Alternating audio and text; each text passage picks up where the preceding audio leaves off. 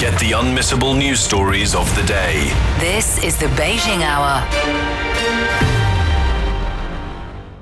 Examining the events that impact and shape China and the rest of the world.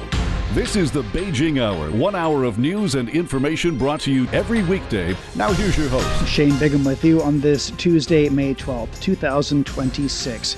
You're listening to the Beijing Hour, coming to you live from the Chinese capital. On today's program, the Tajik president's now in Beijing on a state visit and met with the Chinese president after meeting with business leaders.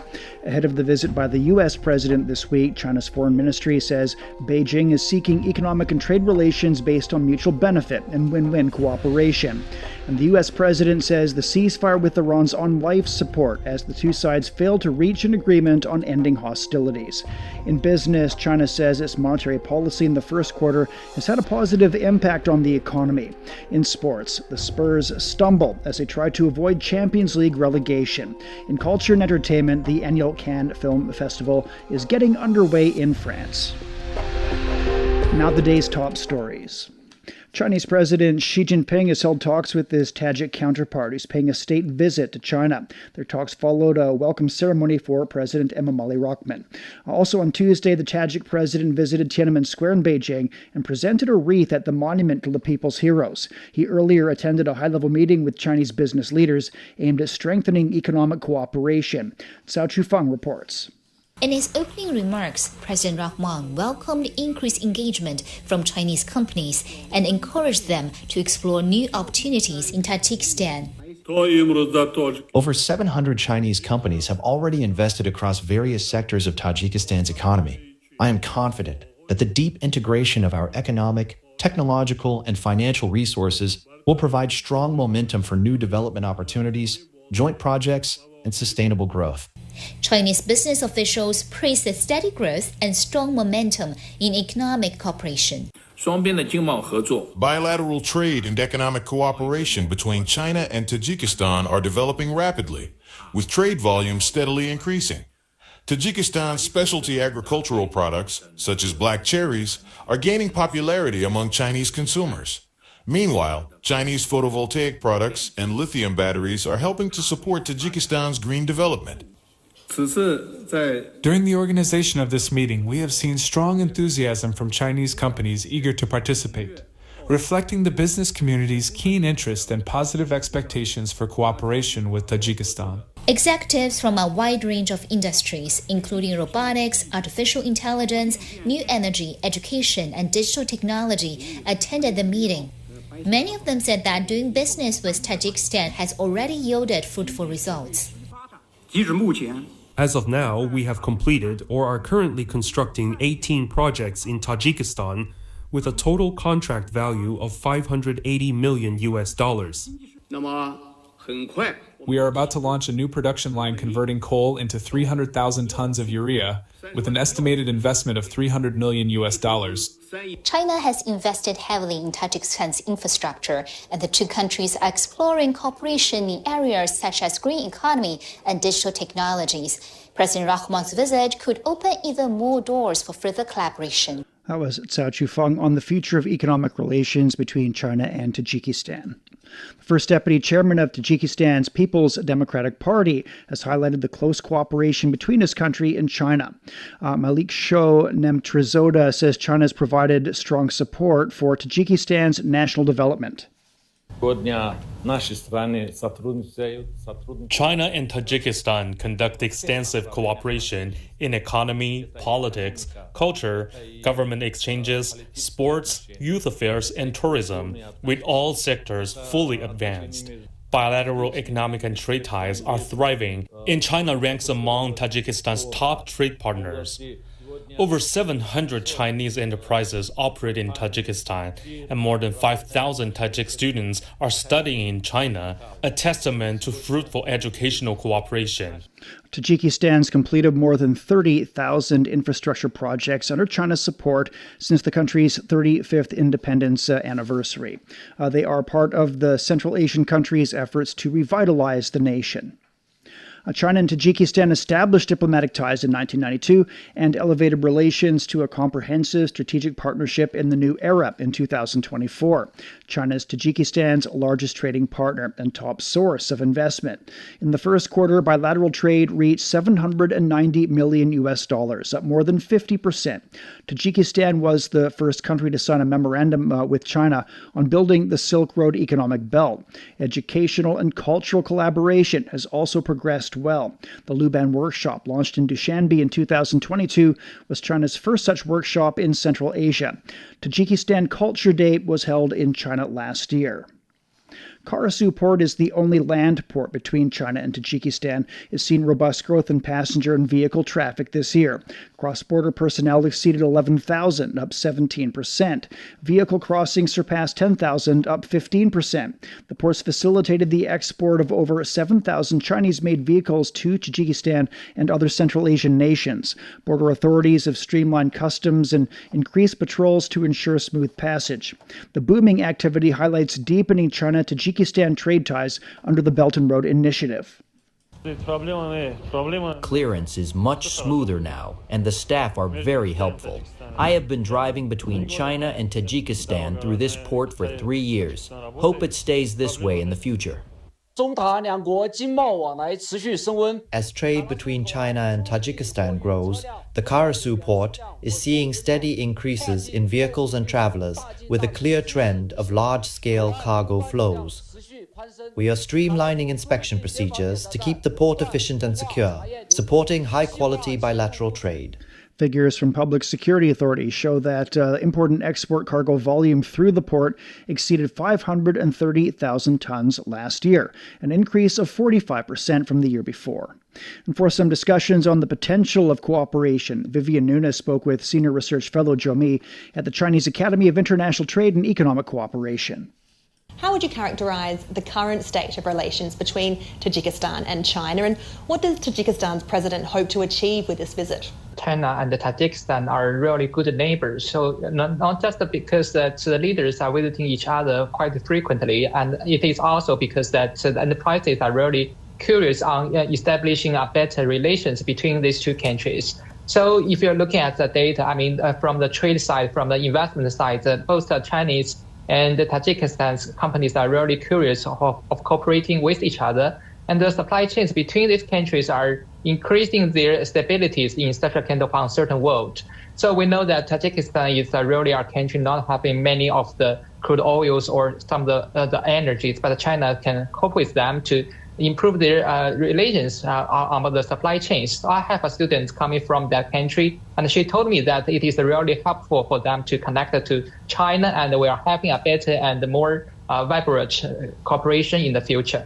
That said, should we expect a focus then on high-value added industries such as technology when it comes to this relationship? There are so many new enterprises are coming from these platforms, and they are showing their abilities in producing the robots and trying to improve their efficiency of the new energy vehicles and other products. I think the artificial intelligence are so much improved. Like for the DeepSeek, we have the version 4.0, and we have very many varieties on the technology. So the cooperation between these two countries has already started. I believe that the cooperation can even be strengthened based on the demands of the market, and we are providing a better and more stable environment for the companies to do better cooperation with each other. And looking a bit more widely, how does this visit fit into China's broader strategy in Central Asia, and what lessons does it offer for other landlocked developing nations? Well, as you said, that the landlocked is one of the very important characteristics for many Central Asian countries. I think that is the reason why we established a better mechanism between China and the Central Asian leaders as a forum. I think that they are very curious about expecting the cooperation with us. So I think that the cooperation should be based on the trust, that should be based on the longer term of the views for the cooperation, should be based on the very stable environment, like we can provide a better mechanism to guarantee that enterprises don't have to worry about uncertainties. And I think that all the countries are able to have a better market because we are really want to export to more countries. But in the past, maybe the Central Asian countries want to export to the United States and Europe, but now they have a very strong market like China. So we can expand the relations in a better way to meet the demand of both sides. That was Zhou Mi on opportunities for neighbors China and Tajikistan. Coming up, Chinese officials say the country is seeking win-win cooperation with the U.S. when President Trump visits. You've been listening to programs from CGTN Radio. CGTN Radio. We invite you to visit us online for more audio, pictures, and in-depth reports.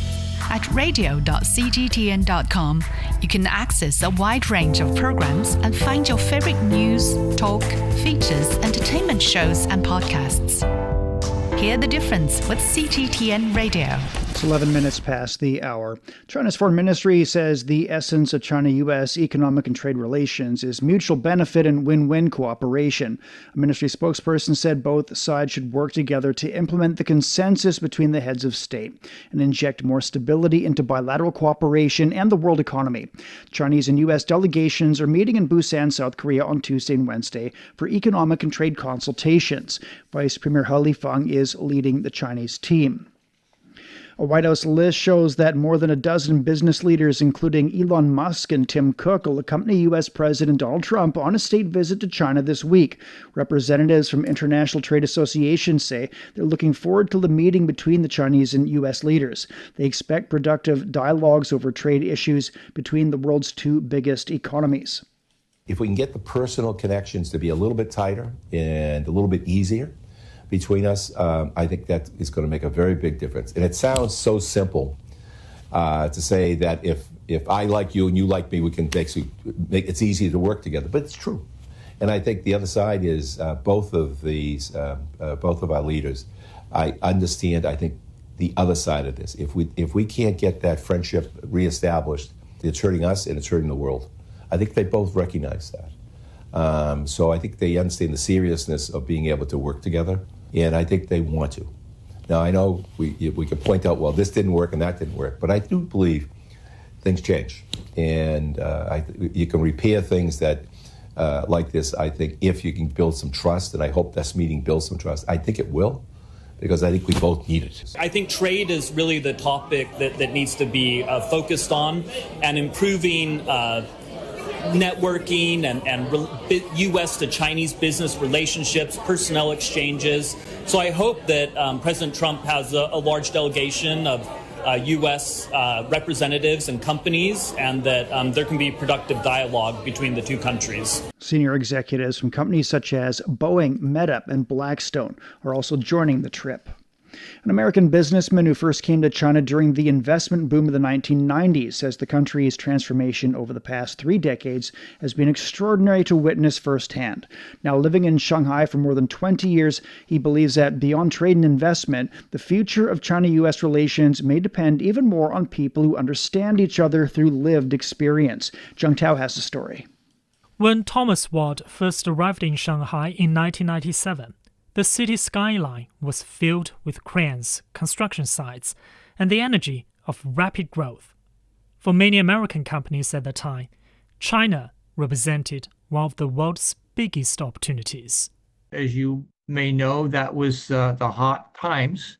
People were coming to China, buying factories, investing either in existing factories or buying greenfields and building their own. And so our business was quite good.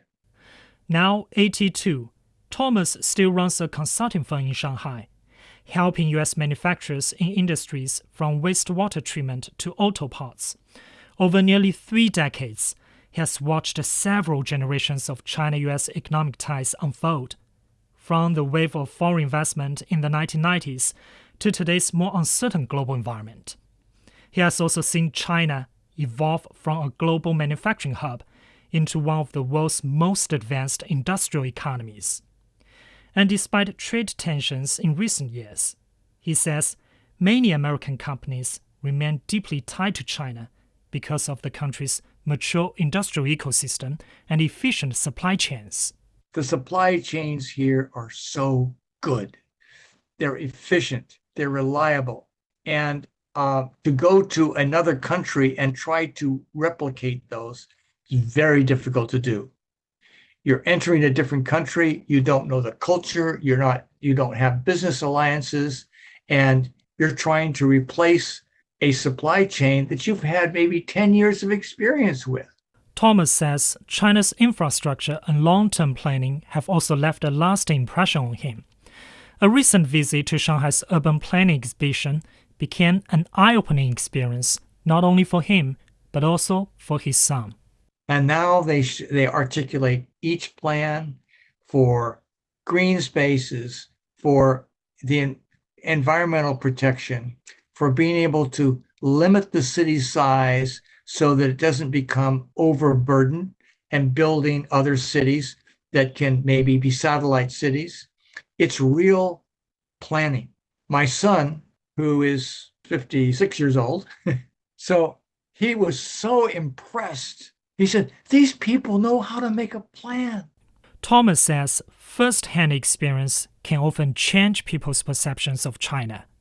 He hopes more young Americans will come to China to study, travel, and experience the country for themselves. We need students here.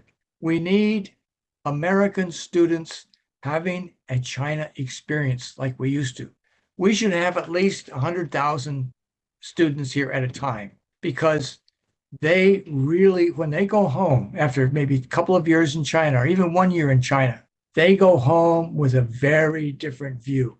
After nearly 30 years in Shanghai, Thomas says China is no longer simply a place where he works, but a second home. And at a time of uncertainty in China-US relations, he believes those people-to-people connections matter more than ever. For the Beijing Hour, this is Jiang Tao. Over 70% of respondents to a CGTN poll agree that a healthy, stable China-U.S. relationship is crucial to the international community. The survey conducted before U.S. President Donald Trump's state visit to China covered more than 12,000 respondents from 39 countries. 68% said that the two countries can achieve mutual benefit and win-win outcomes, and that their trade frictions are not irreconcilable.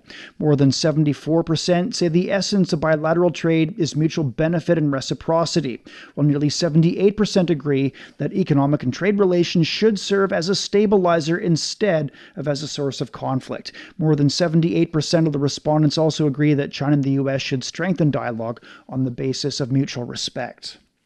A group of American students traveled to China last year for a music exchange program. Chen Yilin followed them on that immersive journey. In October 2025, I followed a group of young American marching band musicians across China. They're here to make music with their Chinese counterparts in Beijing and Shenzhen. But I wanted to know, what is the real chemistry when youth from two powerful nations choose to march and play side by side?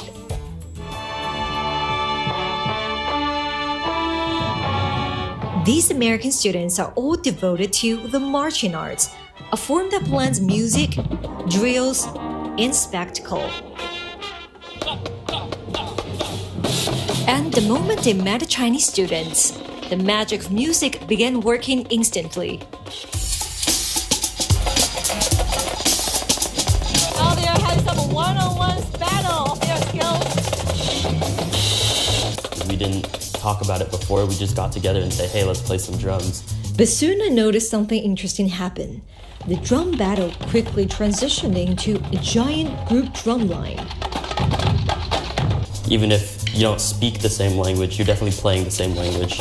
And you trust each other to follow that instruction and create something really cool. These young people are naturally bringing fusion to life once again.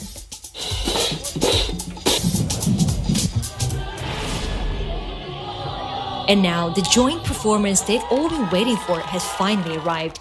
Even before the show began, the students were already buzzing with excitement. Really excited for the chance to perform out here. Shaking, I'm so excited. And I just hope that everyone who's going to go on today has the best time. Yeah! Super excited, and I can't wait to express who I am and what we do. Ladies and gentlemen, I hope you enjoy the show. The show must always go on. We have a full house, and let's have a great time.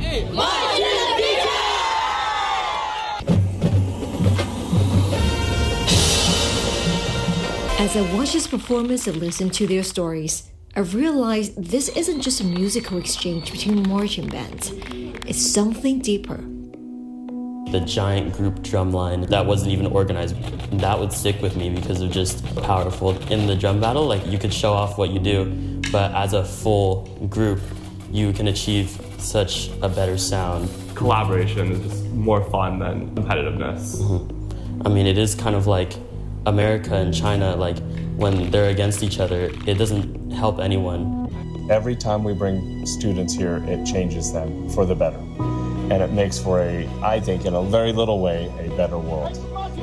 I think we need more in person, eyeball to eyeball, face to face. The future of U.S.-China relations lies with the youth, and that future is full of promise.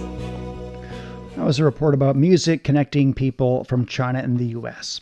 Coming up, the ceasefire between the U.S. and Iran appears to be in jeopardy. Discover the realities and responses to our changing climate with Climate Watch. Uncover critical issues such as the Masai Mara's disrupted wildebeest migration and the drop in the Panama Canal's water levels. Delve into solutions for a sustainable future. Tune in to Climate Watch on your favorite podcast platform. Become more eco-conscious and take action to protect our planet. 21 minutes past the hour. U.S. President Donald Trump says the ceasefire with Iran remains in effect but is on massive life support, signaling that Washington will continue pursuing diplomacy despite its rejection of Iran's latest proposal.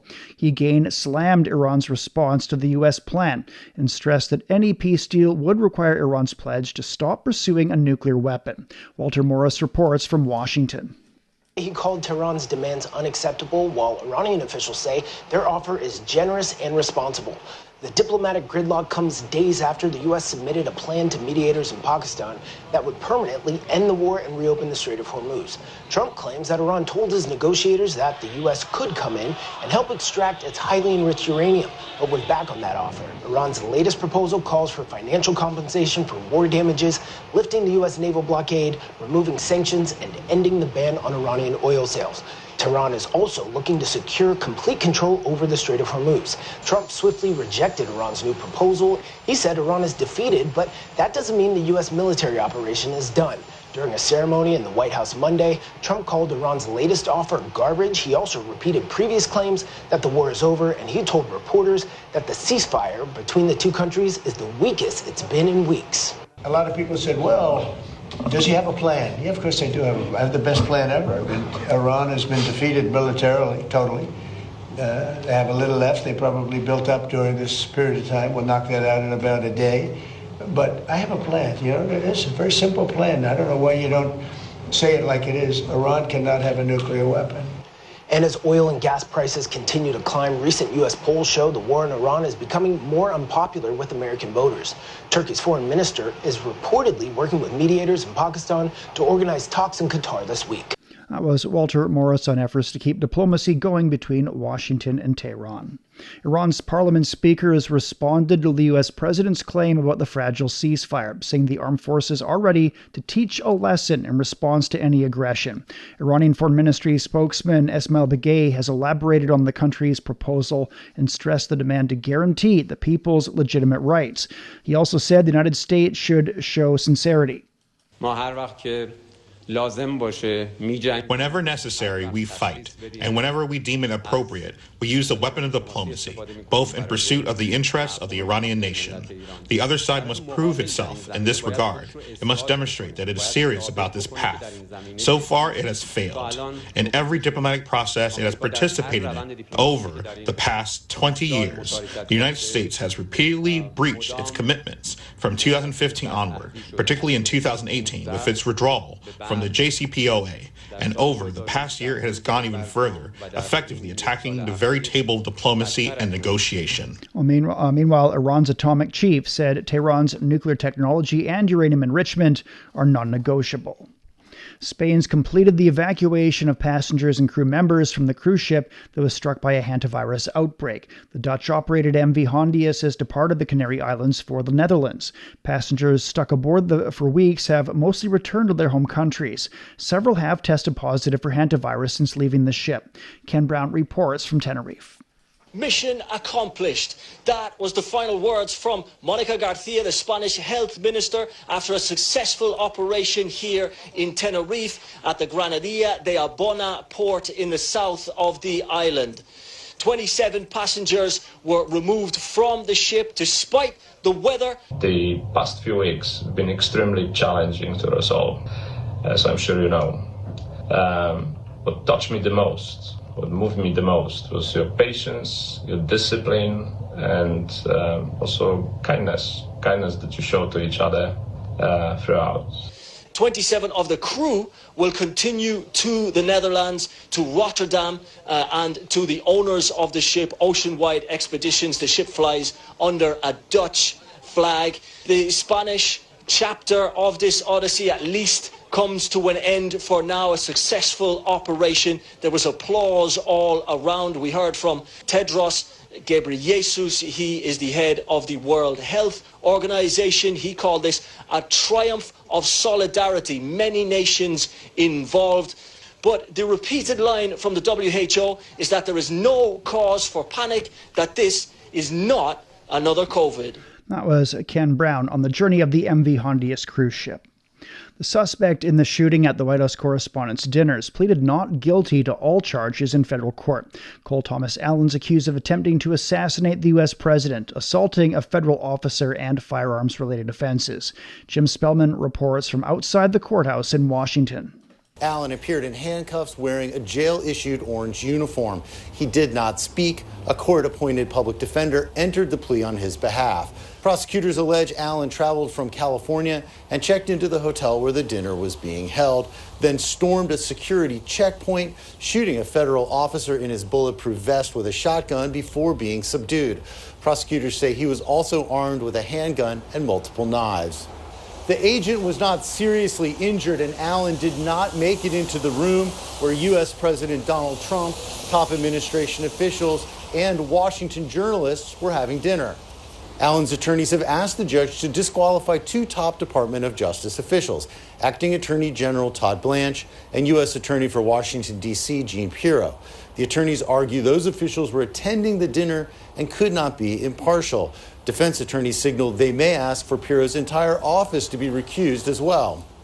The judge did not rule from the bench on that issue. She instead asked the defense team to submit more information about the scope of the recusals that they are asking for.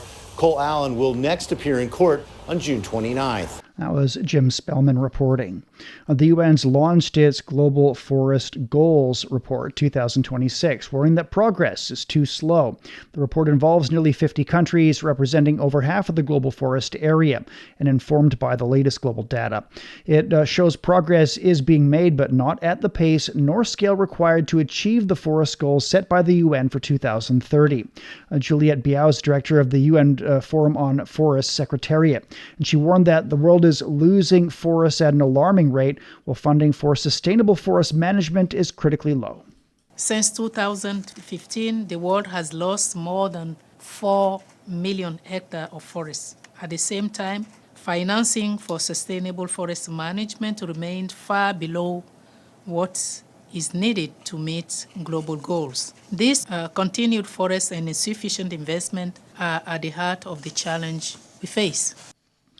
And the report was released at the opening of the UN Forum on Forests, where members are meeting to accelerate action. It shows 7 of 26 targets are broadly met, 17 partially, and 2 are off track, including reversing forest loss and eradicating poverty for forest-dependent people.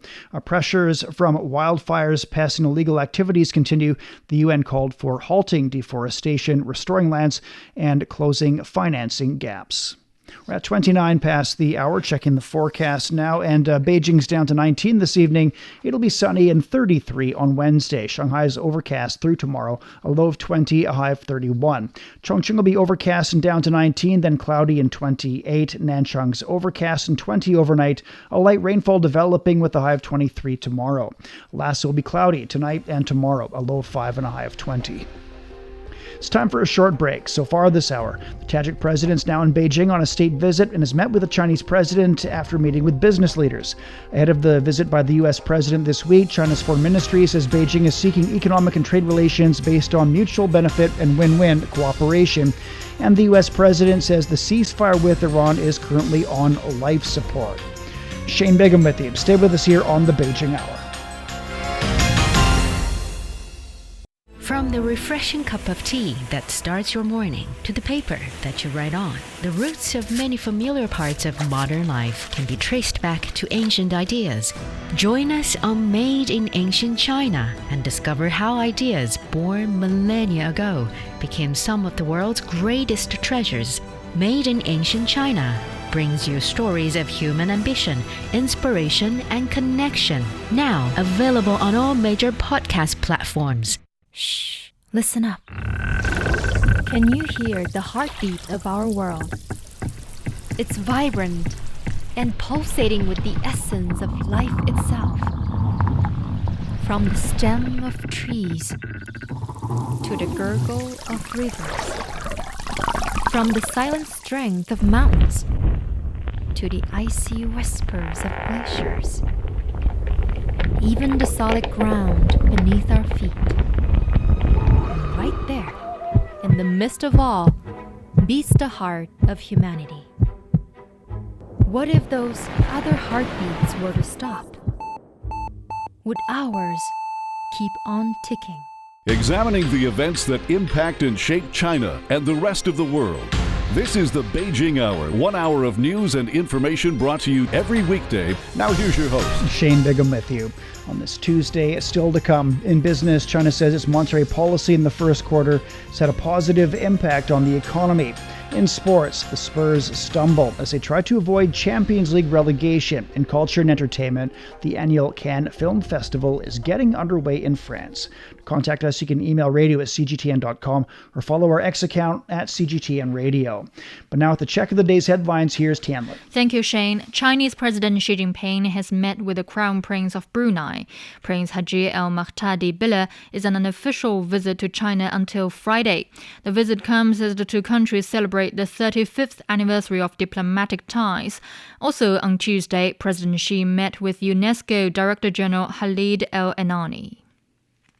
China warns that Japan's remilitarization is rushing toward the Asia-Pacific region, threatening the post-war peace order. Foreign Ministry spokesperson Guo Jiakun says there have been voices warning that Japan is undergoing the most dangerous shift in military and security policy since World War II. The current prosperity and development of Asia-Pacific countries are built upon the foundation of peace established by the post-World War II international order. What cannot be ignored is that policies and actions from Japan's right-wing forces are accelerating the disruption of this order and dismantling this foundation.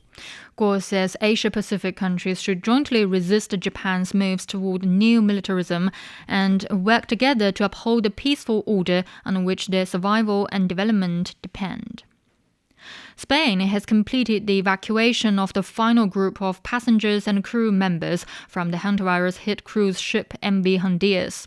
The vessel docked in Tenerife on Monday, where 28 evacuees disembarked and were transferred to a flight to the Netherlands.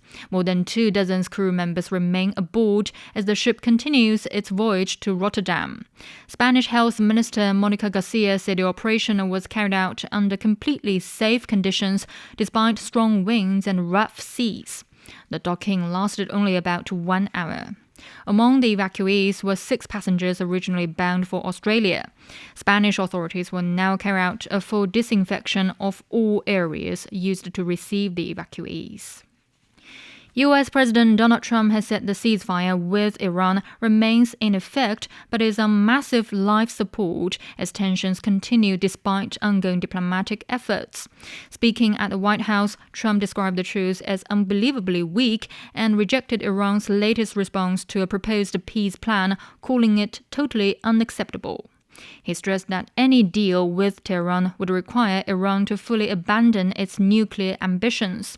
Iran has not publicly agreed to give up its nuclear program, saying it remains peaceful. The acting president of Venezuela has rejected suggestions that the country could become another U.S. state. Speaking in The Hague on Monday, Delcy Rodriguez reaffirmed Venezuela's sovereignty and independence, saying diplomacy with the United States remains the preferred path forward. The Kremlin has described growing discussions in Europe about the need for dialogue with Russia as a positive development. Kremlin spokesman Dmitry Peskov said that Moscow welcomes the emerging talks, but cautioned that progress remains limited for now.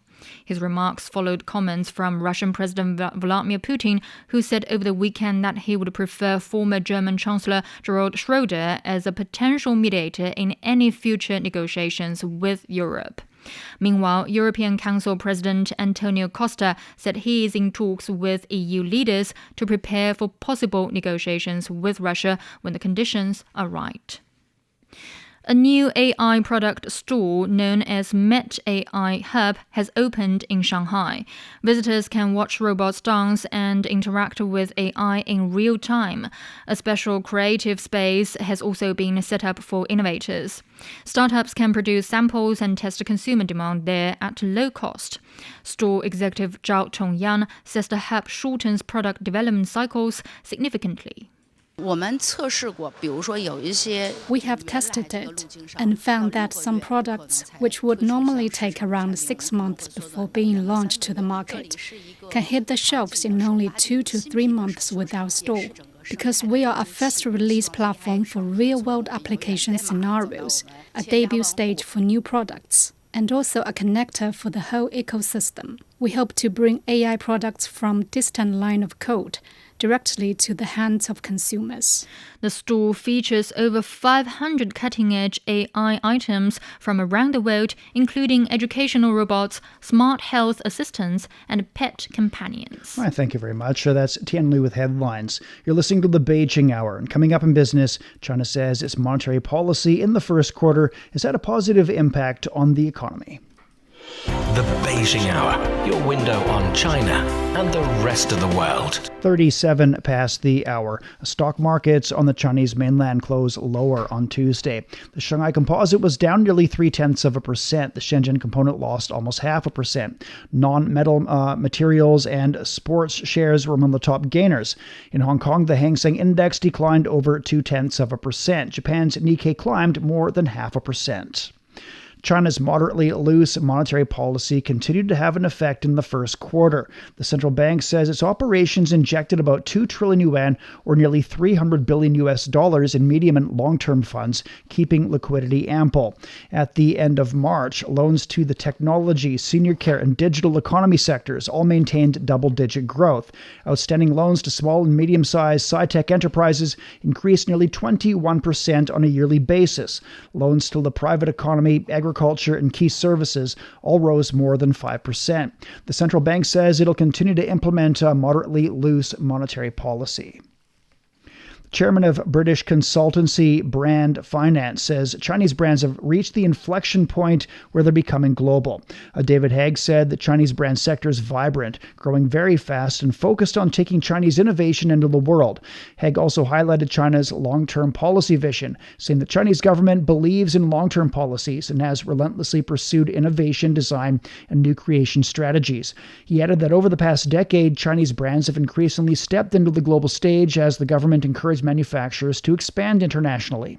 According to Brand Finance's Global 500 ranking released in January, 68 Chinese brands are now among the world's 500 most valuable brands, compared with almost none 2 decades ago. The total brand value of China's top 500 brands has exceeded $2.1 trillion. Robots are breathing new life into the challenging construction industry in Chongqing, a major city in southwestern China known for its mountainous terrain. The smart construction site, highlighting digitalization, intelligence, and green low-carbon development, is overseeing an unmanned aerial vehicle manufacturing industrial park in Liangping District. Relying on this core smart platform, the project's capable of integrating architecture, structure, and electromechanical systems, allowing complex construction processes to be rehearsed housed in virtual space prior to practical operations. At the construction site, 22 intelligent tower cranes are equipped with 3D multi-crane anti-collision systems. The systems can help tower cranes precisely avoid obstacles during three-dimensional cross operations and eliminate hazards in high-altitude work. Buzzing drones are also collecting topographic data to generate high-precision real-scene 3D models. Thailand is one of Asia's largest energy importers and is coping with pressure due to rising electricity costs, with households and businesses increasingly affected. However, it's also accelerating a shift to renewables. Demand for rooftop solar panels is surging, with much of that powered by Chinese technology. Dusita Salkau has more. Across homes and warehouses in this sun-drenched country, the blue-black glow of solar panels is spreading. The conflict involving Iran has done what years of climate pledges struggled to achieve, turned solar from a choice into a necessity. Griang Grai's family is one of a growing number of Thai households turning to solar energy as a global crisis reshapes decisions at home. We've been looking into this for a while, but we only made the decision now because electricity prices keep going up. Thailand relies heavily on imported liquefied natural gas, or LNG, to power its electricity grid, making the country highly vulnerable to global energy price volatility. Now, the government is accelerating its push toward renewables. Homeowners can sell excess power back to the grid with guaranteed rates, while tax incentives help offset installation costs. Energy experts say the timing is critical. Import LNG is especially dense from the area in the Arab Gulf, and that is a straight impact to the electricity vulnerability of Thailand. So the government is really concerned about the shortage of these energies. We have studied that every 2,000 megawatt of installation of solar rooftop, around maybe 300,000 households, we can reduce the LNG import by 5 to 7%. That policy push is now translating into real demand. Solar companies say business has surged in recent months as households rush to lock in long-term savings. This year, the increase has been huge, over 100%. And that's not even counting the projects where we're out of stock and can't install or have to wait for availability. And as installations rise, one country is powering much of the shift. Climb onto rooftops across Thailand, and most panels carry the same label, Made in China. Inside this warehouse, solar panels are stacked floor to ceiling. All of this is from China. Chinese companies dominate this market, accounting for the vast majority of solar infrastructure across Thailand. It's cheaper, increasingly innovative, and backed by a supply chain built for speed and scale. What happens at Griang Grai's home is simple. Generate, use, save, and sell back. Scale that across the nation, and it becomes something larger.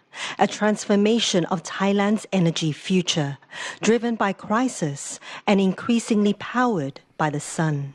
That was Dusita Salkau reporting. Independent fuel stations in Hungary are warning that supply pressure and price controls are affecting their ability to operate. Industry groups say rural communities could be hit the hardest and small stations will be forced to close down. Pablo Gutierrez reports. For nearly 3 decades, István Szikszay has operated this independent fuel station in western Hungary. In many rural communities, stations like this are the only nearby source of fuel for farmers, delivery workers, and locals. But station owners now say rising costs, supply uncertainty, and government policy have placed growing pressure on smaller operators across the country. The tax on fuel is 27%, one of the highest rates in Europe. If that tax was reduced, we could earn twice as much. They're taking away our livelihood. Independent station owners say fuel price controls introduced under Viktor Orban's government reduced already narrow margins and made it harder for smaller businesses to compete with larger fuel networks. Disruptions to the Druzhba pipeline, which brings Russian oil into Hungary, increased that pressure earlier this year. Industry groups warn that some operators are now considering closing down if conditions do not improve.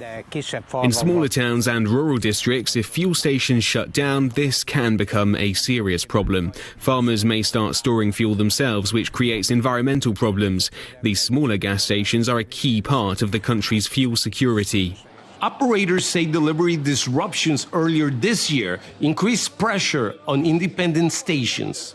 Some fuel deliveries were days late, so people started filling up more because prices were still relatively low. The pressure is also being felt across Hungary's agricultural sector, where fuel costs directly affect production and transport. Farmer Lazar Kis says rising diesel prices are creating new uncertainty for producers already dealing with drought and higher operating costs. We are producing 50% less, while our expenses are 15 to 35% higher. This will likely be a negative year for us. Kis says rising fuel costs are expected to increase expenses across agriculture, including transportation, electricity, fertilizers, and chemicals. For many towns in rural Hungary, these petrol stations are the only source of fuel.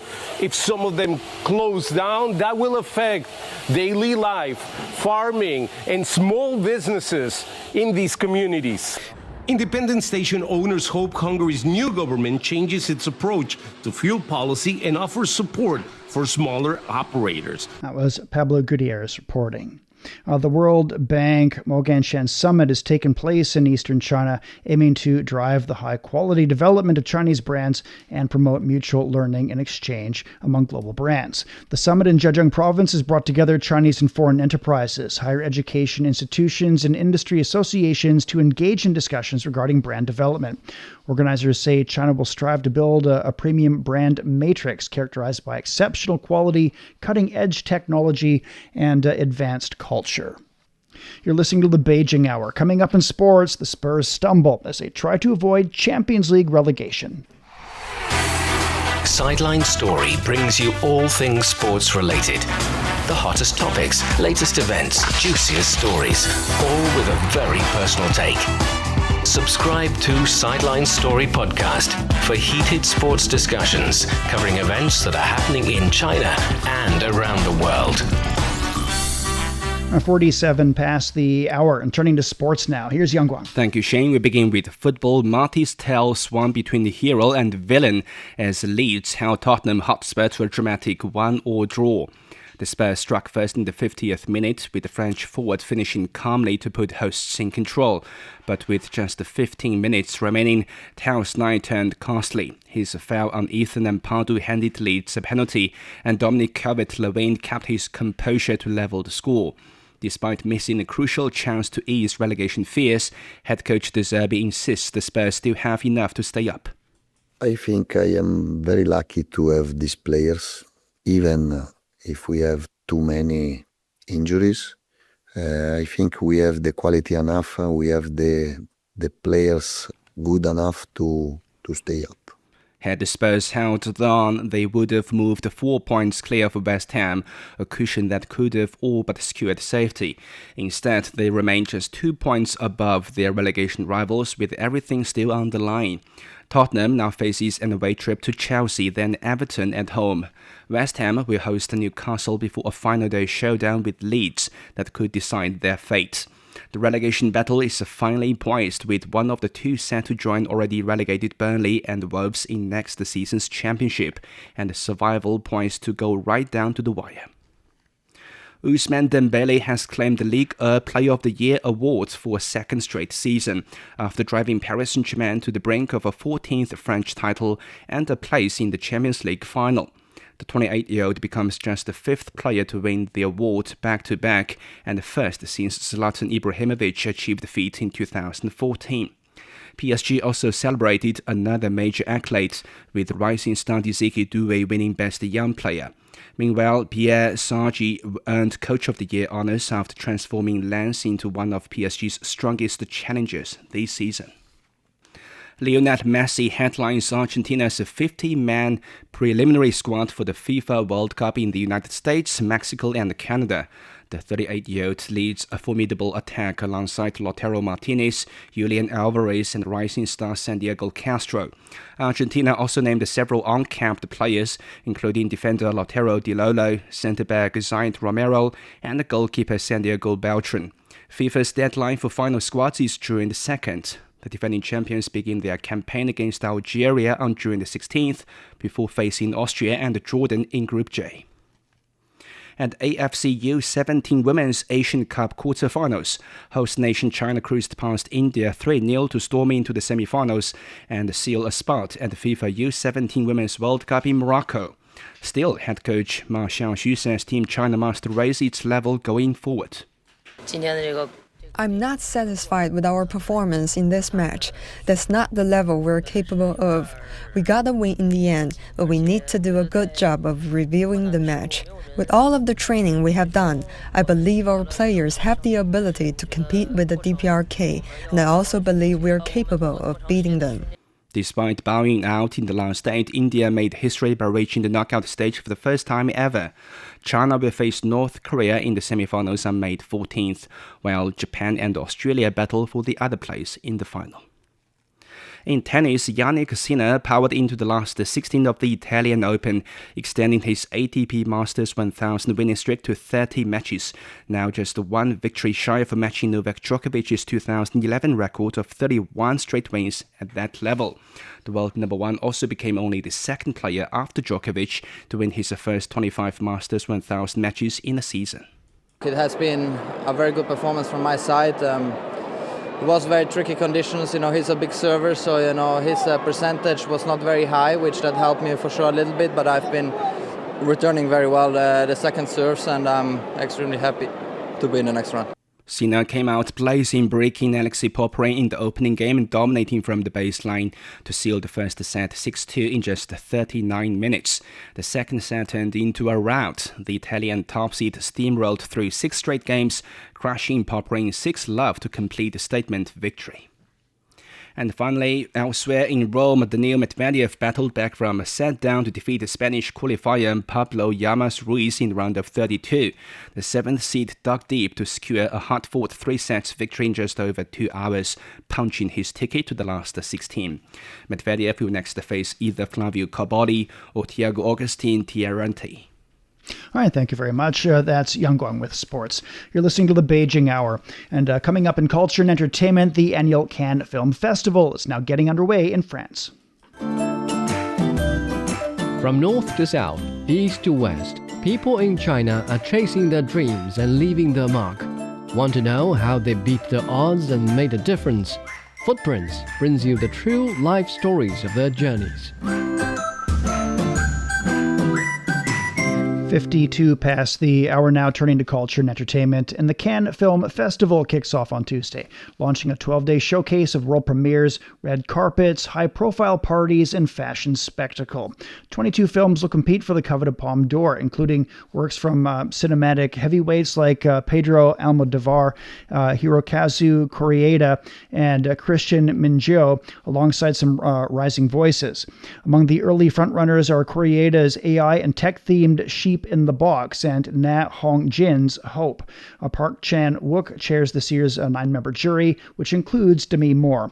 The winners will be announced on May 23rd. The Kasubi Tombs, a powerful symbol of African heritage perched on a quiet hill overlooking Uganda's capital, have reopened to the public after restoration. That site was reduced to ashes in a devastating fire 16 years ago. Michael Bekele has more. Built in the 19th century as a royal palace, the tombs later became the burial ground for 4 kings of the Buganda Kingdom, one of the largest and oldest traditional kingdoms in East Africa. Buganda's current king, who serves as a cultural leader of the region today, has already been back here, walking through the restored grounds and reconnecting with a place of deep historical and spiritual meaning. After its destruction in 2010, what followed were years of careful rebuilding using traditional materials, skills, and cultural rituals passed down through generations. In the fire, we lost a lot. And among what we lost, we have even a lot of irreplaceable artifacts. Some of them we can never have them back. things which displayed our heritage and culture, authority in the kingdom, daily tools and items, the beautiful lantern lamp Kabaka Mutesa received from Queen Victoria of England was one of the items we lost. Inside the main structure, culture is not just preserved, it is lived. Songs, rituals, and quiet moments like these continue to connect the present with the past. Recognized by UNESCO as a World Heritage Site, the Kasubi tombs are more than architecture. They are a living cultural space where tradition, spirituality, and identity meet, and where there is a connection between the living and ancestral spirits. From the woven grass roofs to the royal drums, which once signaled the king's presence, every detail carries meaning. And as visitors walk through the site, they're not just observing, they are stepping into a tradition that continues to this day. When you come inside, it feels like you release everything and you just calm down, and then you can sit, rest, mind your thoughts, and yeah, it's very relaxing. For Uganda, the reopening is more than a cultural milestone. It's also an invitation to the world to experience a heritage that is both historic and deeply personal. Culture is our identity, especially here in Africa. If you don't preserve or protect your culture, then you cannot tell where you are heading. Our past, we need to protect it. From tragedy to renewal, the Kasubi tombs stand once again, strong, sacred and enduring, a reminder that even in the face of loss, culture can be rebuilt and some stories are never lost. That was Michael Baliki reporting.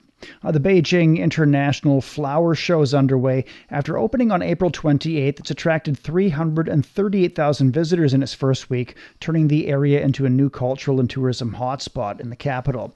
Featuring an innovative street-style layout, the show includes one core exhibition area and many themed landscape nodes.